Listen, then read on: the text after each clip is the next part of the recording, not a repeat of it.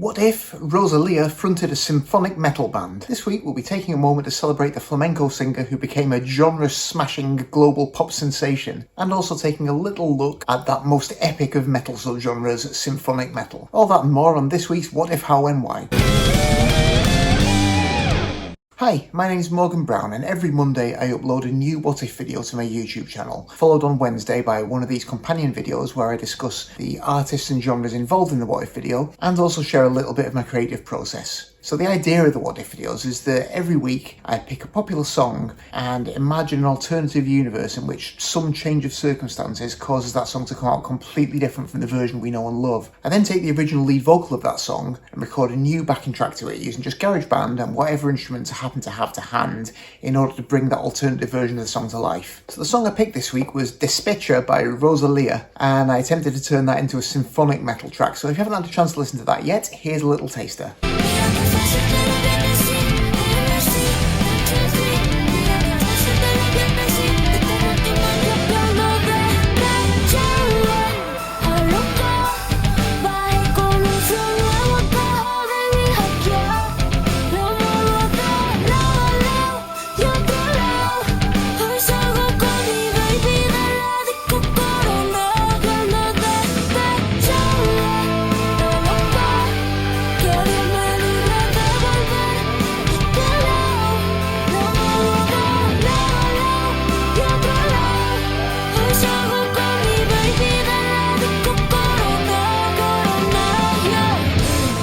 This week's track was actually a request from my good friend Gabby, who is a long-time collaborator in various bands and also one of the best punk drummers in the country, so hopefully I'll do her proud this week. I did my best anyway. She didn't specify the song, but she did specify Rosalía and Symphonic Metal. I was immediately intrigued because I don't know very much about either of those things, but I quite look forward to the challenge of finding out a bit more. Regarding Rosalía, I think I'd heard maybe just a couple of songs. I know it's ridiculous because she's a massive star, but you know, I'm old and I can only stay in touch with so much stuff at once. But yeah, I think I'd only actually heard this song, Despecha, which I'm probably pronouncing wrong, by the way. I apologise to any Spanish or Catalan viewers I've got. I only knew this song, and I think for some reason I'd also heard her collaboration with Lisa from Blackpink, which wasn't even particularly a hit over in this country, I don't think, but for some reason I'd heard that. Otherwise I was completely unfamiliar with her work, and from those couple of songs I just sort of assumed sounds like a pretty good sort of Latin pop star, nothing particularly out of the ordinary. But then it only took a few minutes of remotely looking into her back catalogue to discover that there's so much more to her than that. And it was really interesting to read about her history and go and check out some of her earlier material, because far from being just another relatively surface level ephemeral pop star, she's a pretty serious musical heavyweight. From what I can gather, she started out studying musicology before then going on to do a master's in interpretation of flamenco songs. So like really kind of serious folk musicological background to draw on, which I think explains a lot of the depth of her music and the breadth of reference that you hear in a lot of her stuff. And those early records are great. The first album, it's essentially a folk album. It's kind of a modern twist on traditional flamenco, incorporating a lot of traditional material, but also I was intrigued to discover an astonishingly beautiful cover of I See a Darkness by Will Oldham, which I've always thought was a wonderful song anyway. It's a great record. I'm looking forward to spending a lot more time with that, having taken a pretty cursory listen after being asked to do this track. I've been very intrigued by that. And that immediately won quite a lot of critical attention. I think a few sniffy responses from serious traditional flamenco scholars, but a lot of plaudits from more general critical listeners. And then on her second album, which I think also served as part of her master's degree that I mentioned before in flamenco song interpretation, she kind of expands on that sound, taking flamenco structures and then marrying them to contemporary R&B and hip-hop sounds in a really intriguing way. And that was very, very cool. And then the third album, Motomami, which this week's song is taken from, expands the musical template even further further. On that one, you hear her bringing in all kinds of Latin American influences as well. So broadening from Spanish and Catalan tradition into the wider Spanish-speaking world. So you've still got the flamenco influence in there, but now a whole ton of reggaeton alongside the R&B and hip-hop that you heard in the previous album, and a bunch of other sounds from different Latin American cultures. And it manages that almost impossible feat of having a kind of real poppy immediacy, but also having serious depth. And she just continues to expand artistically. Her most recent record, Lux, I think it's called, again, just really breaks the mold, just showing her equally at ease with hip-shaking pop bangers and utterly avant-garde material. She's done a couple of collaborations with Björk, and Björk's a really good reference point for the kind of exploratory approach that she takes to pop. So yeah, it's been a real eye-opener. So thanks very much indeed for introducing me to Rosalía properly, Gabby. I do appreciate that, and I'll be looking forward to diving a little bit deeper and hearing some more. Although Rosalía's only been a recording artist for a shade under a decade, she's covered an awful lot of musical ground in that time. But as far as I'm aware, one thing that she hasn't done yet is venture into symphonic metal. Metal and hard rock and heavy music in general has always flirted with symphonic elements. Heavy music in general has that bombast and drama that lends itself to the sort of expansive sonic nature of an orchestral arrangement. So you can see traces of it going all the way back to the early days of sort of proto-metal when Deep Purple were doing the concerto for group and orchestra.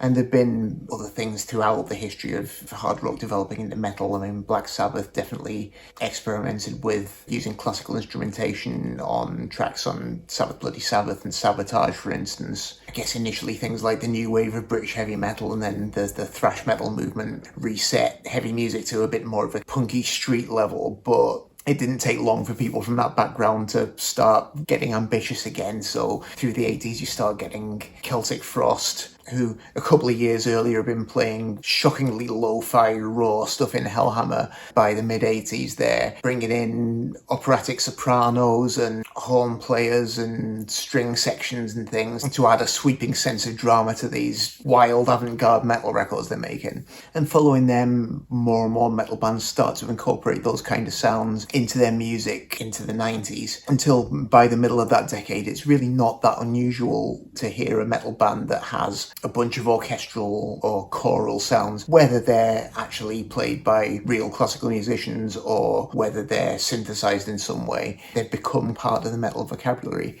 Symphonic metal kind of covers quite a lot of ground, like a lot of genre terms, but it's far from precise, because there are bands that are essentially death metal bands who have symphonic elements, black metal bands with symphonic elements, power metal bands, and so forth. What I tend to think of when someone says symphonic metal is the kind of music that is played by the likes of Nightwish, Xandria, Epica, that kind of thing. So metal that's pretty heavy but also melodic, often highly dramatic with quite elaborate fantasy themes. Vocally, often fronted by a singer with operatic training as well, and generally songs that combine kind of traditional metal riffing with these sort of neoclassical chord sequences, virtuoso classical leaning guitar playing, that kind of thing, often to the point that it almost blurs the line into progressive metal as well. As I say, it's a pretty imprecise genre term, but that's the kind of thing that I tend to think of. And in keeping with the idea of the symphony as this sort of extended opus in classical music, I think a lot of these symphonic metal bands tend to have albums that follow a similar form, extended pieces, either just long continuous pieces of music or suites of songs that are interlinked, so that albums will have a proper symphonic flow rather than just being a collection of 4-minute songs or whatever. So pretty ambitious in scope and scale. I must admit, it's not a style of music that I've ever particularly been into myself, coming from very much a punk rock background, although I can enjoy the bombast and drama of metal. Most of the metal that I particularly latch onto tends to be a bit more of the street level stuff. As I say, the new wave of British heavy metal, classic kind of thrash sounds, that sort of thing. There's a bit of a level of pomp and circumstance to the symphonic metal that I've heard that has generally always been a little bit much for my punk rock sensibilities. But I must admit, while trying to figure out what I was going to do with this week's song, I did spend quite a bit of time time checking out some symphonic metal bands, watching a bunch of live footage. I did find myself quite enjoying a bunch of it. I can see the appeal. If you stick with it, it is quite easy to get swept up in the drama of it all a little bit. And also, a bunch of the bands, the concert footage that I was watching looked really fun, just kind of spectacular shows people are putting on. So yeah, if Gabby hasn't quite managed to convert me into a symphonic metal aficionado this week, she has at least given me a little bit more of an appreciation of the genre than I had before, so nice work, Gabby. But yeah, anyway, that takes me to this week's alternative universe scenario. So in my alternate timeline this week, it's 2022. Rosalia's in the midst of recording her Motomami album, just taking a break from the studio and going for a drive. And while she's going for a drive, she figures, the good opportunity to listen back to a rough mix of Despecha, which she's been working on, see how it sounds in the car. And she's driving along, tracks playing. She's pretty happy with this sort of electronic mambo vibe that's going on in it. It sounds pretty good, but something's still not quite clicking for her. But she's driving along, she's on this big multi-lane highway and pulls up at a red light. And while she's waiting at the light, listening to the track, a guy pulls up on one side who's got his car window down, blasting a Wagner opera out of his window for all the world to hear. And then no sooner has he arrived than a guy pulls up in a pickup truck on the other side, again with his windows rolled down, and this guy's blasting an old Iron Maiden record. And for a second, Rosalia's really annoyed by this. It's just very distracting. She's just trying to listen to her own track. But then she realises that by some divine coincidence, all of these three pieces of music that should be clashing horribly with each other are in the same key. And somehow the three merge together, the bombastic opera and the blazing metal and the Latin pop, into this incredible single sound. And she thinks, oh, this is it. This is what the track's been missing. So she immediately hurries back to the studio and makes some calls and assembles a crack squad of metal players who immediately set about creating a metal backing for the track, while at the same time she starts scoring and arranging some classical instruments to lay over this metal bass. And the finished product comes out so well that she decides she's going to recut the entire album in this style. So it comes out and she's not only lauded by critics for her incredible ability to merge unlikely genres, but she also earns the respect of the world's metal fans as well. So yeah, it was an interesting challenge attempting to convert this song into a symphonic metal track. It was never going to sound 100% like it, just because Rosalia's vocal, although she can sing in a somewhat operatic style, as you can hear on the collaboration with Björk, Again, I think it's called. I didn't want to use that song because with already having somewhat of a classical arrangement on it, it wouldn't really have been in the spirit of the challenge. So I picked a song that had a simple and easily malleable chord sequence that was as far away from symphonic metal as possible. So it doesn't have that operatic vocal style, but I figured what I could try and do was make the backing suggest that style anyway and just see how it came out. First step as ever was just getting the isolated vocal and dropping it into GarageBand, syncing up to the grid, and then once that was done, the next step was popping some drums on there. I decided with the drums to arrange them so that they followed the vocal rhythm pretty closely, because I think one of the things that makes the original record really effective is that it has a pretty solid regular backbeat, and then what makes it good is both the syncopated piano and then this highly syncopated vocal delivery kind of dancing over this steady electronic pulse. And that's what gives it that Latin hip-swaying feel. Obviously, I don't want a Latin hip-swaying feel for a symphonic metal track, so I figured I could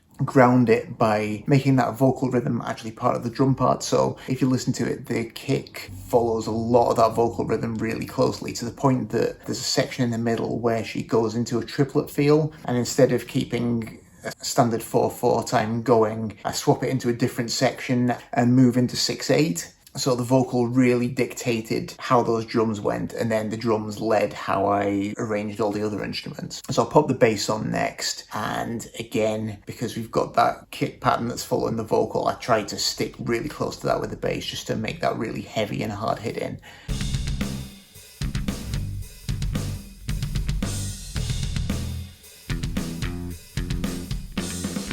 Electric guitars came next, I ended up with 7 tracks in total. Started off with just a pair of rhythm guitars, panned hard left and right. Fairly standard metal tone, slightly mid-scooped, keeping the riffs going and keeping a solid chordal bass going underneath some of the more elaborate parts that some of the others are doing. Again, locking in with that kick drum. Over those I laid another stereo pair of guitars, this time with a more middly sound and panned slightly less hard left and right.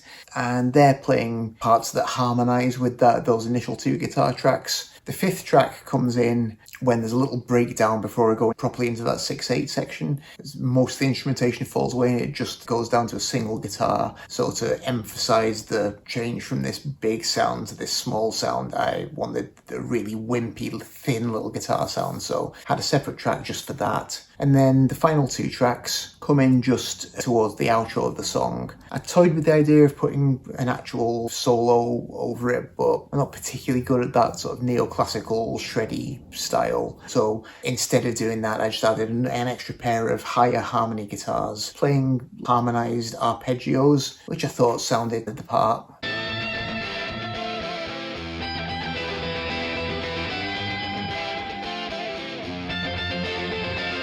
There were 2 more guitars, acoustic guitars, which only appear in the intro. I decided before the track properly kicks in, just to give it the sort of sense of epic scope I was looking for, I'd have a somber little acoustic introduction. So again, just a stereo pair of guitars, this time steel string acoustics, with quite a lot of chorus and reverb to make them sound a bit shimmery and mystical, playing a little arpeggio figure in harmony again. And to go along with those, I added some piano, just to go with the somber acoustic mood of that initial section. And I think I've got some violins on there as well. So it's just a sort of hushed atmospheric introduction before we crash into all the heavy, noisy stuff.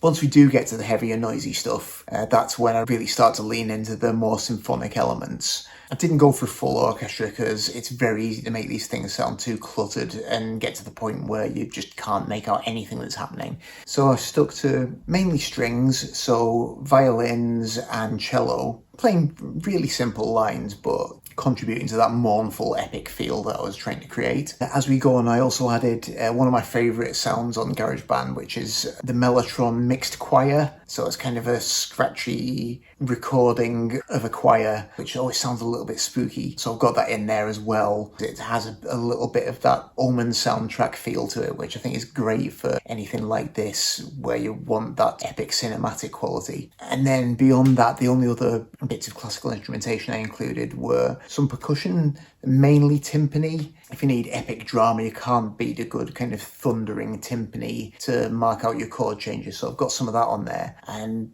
then for just a few dramatic accents at key points, I threw in a gong as well, because I always imagine these metal bands to have a drummer with a gong. You know they mean business when they've got a gong, so we've got that popping up a couple of times too.